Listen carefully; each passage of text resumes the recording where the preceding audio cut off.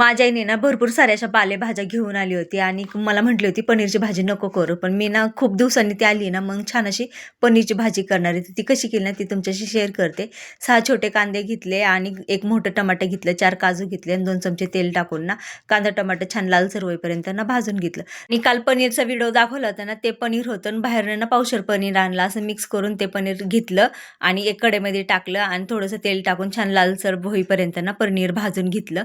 आणि कांदा टोमॅटो थंड झाल्यानंतर ना ते मिक्सरच्या भांड्यामध्ये टाकलं. छान त्याची अशी पेस्ट करून घेतली. नंतर ना लसूण, आलं, खोबरं आणि कोथिंबीर ह्याची पण छान अशी पेस्ट करून घेतलेली आहे.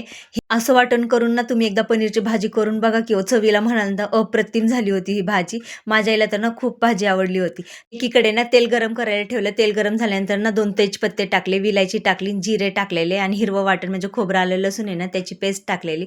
त्याला छान असं तेल सुटेपर्यंत ना हलवून घ्यायचं. नंतर कांदा, टोमॅटो आणि काजूची पेस्ट केली होती ना ती टाकायची. त्याला पण मस्त असं हलवून घ्यायचं आणि आपल्या घरामध्ये जे बेसिक मसाले असतील ना ते सर्व टाकायचे. धना पावडर, हळद, वर्षभराचा मसाला, चवीनुसार मीठ आणि किचन किंग मसाला, पनीर मसाला आणि ग्रेव्ही मसाला हे टाकल्यानंतर परत एकदा तेल सुटेपर्यंत हलवून घ्यायचं. ही भाजी ना खूप छान झाली होती बरं का. तुम्ही माझ्या पद्धतीने एकदा नक्की करून बघा की हो. आणि मसाला छान मऊ झाला की चौकोनी कापलेले पनीर आहे ना फ्राय करून घेतलेले ते अलगद त्याच्यामध्ये टाकायचे. त्याला पण एकदा असं हलवून घ्यायचं. पनीरला सगळा मसाला लागला पाहिजे.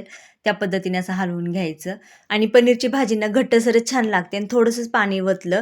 6-7 मिनिटामध्येच पनीरची भाजी शिजली जाते आणि झाकण ठेवलं. 7 मिनिटानंतर झाकण काढलं आणि वरनं बारीक चिरलेली कोथिंबीर टाकली. तुम्ही बघू शकता पनीरची भाजी आपली अशी झालेली.